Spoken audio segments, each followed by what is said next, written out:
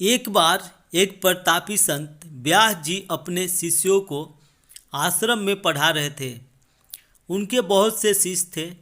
व्यास जी रोज अपने शिष्यों को नई नई बातें सिखाते और ज्ञान की बात भी समझाते। धीरे धीरे वक्त बीतता गया। सभी शिष्य अपनी विद्या में पूर्ण हो गए तो संत ने कहा, अब आप कहीं भी जाकर अपनी आगे की साधना कर सकते हो और लोगों में अपने ज्ञान का प्रचार कर सकते हो। धीरे धीरे सभी शिष्य गुरु जी से आज्ञा लेकर अपने अपने रास्ते चल दिए। काफ़ी वक्त बीत जाने के बाद संत ने सोचा कि चेलों को गए काफ़ी समय हो गया है, तो क्यों न चलकर उनकी परीक्षा ली जाए। कहीं वे अपनी शिक्षा का दुरुपयोग तो नहीं कर रहे। इस प्रकार संत जी अपने आश्रम से चेलों को ढूंढने निकल जाते हैं और बारी बारी सभी से मिलते हैं। मिलने पर संत जी ने पाया कि सभी शिष्य सही दिशा में काम कर रहे हैं, लेकिन एक शिष्य अभी बाकी था। उसके बारे में संत जी को मालूम हुआ कि उसने गृह त्याग कर दिया और जंगल में एक सन्यासी आश्रम खोल लिया है। वह बड़ा ही कठोर जप तप कर रहा है। संत जी यह बात सुनकर बहुत प्रसन्न हुए और उनकी परीक्षा लेने जंगल की ओर चल दिए। जंगल में शाम के समय एक बहुत ही खूबसूरत औरत पायल की छम छम की आवाज़ करती हुई आश्रम में आती है और देखती है कि बाबा जी आँख मूंदकर भक्ति में लीन हैं। वह खूबसूरत औरत बाबा के थोड़ा पास जाती है और अपनी चूड़ी व पायल खनकाती है। छम छम की आवाज़ से बाबा ने आँख खोली तो देखा सामने एक बहुत सुंदर स्त्री खड़ी है। स्त्री हाथ जोड़कर, हे महाराज, मैं बड़ी परेशानी में हूँ।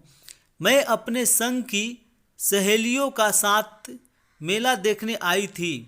रास्ते में इतनी भयंकर आंधी और बरसात आई कि हम सब आपस में बिछड़ गई। न जाने कौन किधर चली गई और मैं भटकती हुई इस बियाबान जंगल में आ गई।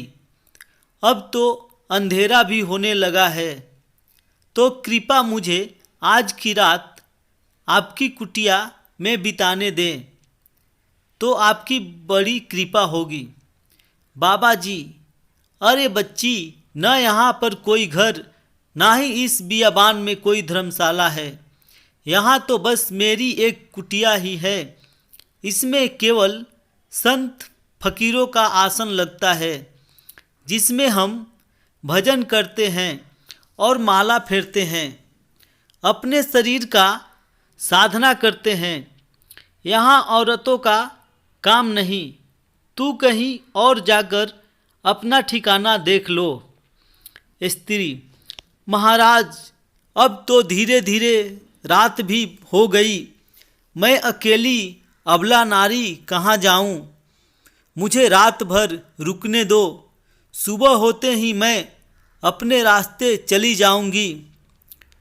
बाबा कुछ सोचते हुए, चलो एक काम करो, मेरी आसन माला बाहर लाकर रख दो और तुम कुटिया में जाकर सो जाओ और सुबह तक बाहर मत निकलना। अंदर से कुंडी लगा लेना।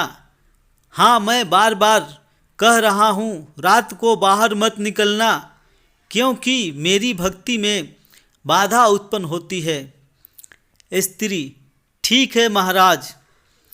स्त्री अंदर से कुंडी लगाकर सो जाती है।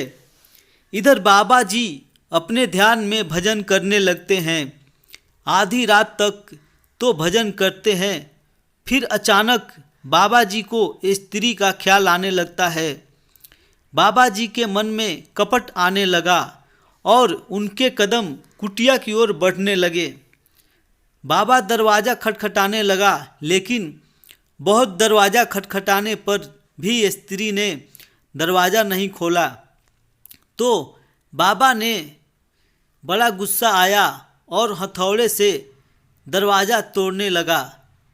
काफ़ी मेहनत के बाद दरवाज़ा टूट गया। रात के समय कुटिया में बहुत अंधेरा था, तो बाबा ने अलाव ढूंढकर जला दिया। अलाव की रोशनी में बाबा देखते हैं एक बहुत ही बड़ी बड़ी दाढ़ी और बड़ी जटाओं वाला महाराज आँख मूंदकर माला फेर रहा है। कपटी बाबा महाराज को देख सन्न रह जाता है। ये जटाओं वाले महाराज कोई और नहीं बल्कि महात्मा व्यास औरत के रूप में चेले की परीक्षा लेने आए थे। तो दोस्तों, इस तरह की स्टोरी सुनने के लिए हमारे चैनल को सब्सक्राइब करें। मिलते हैं फिर अगले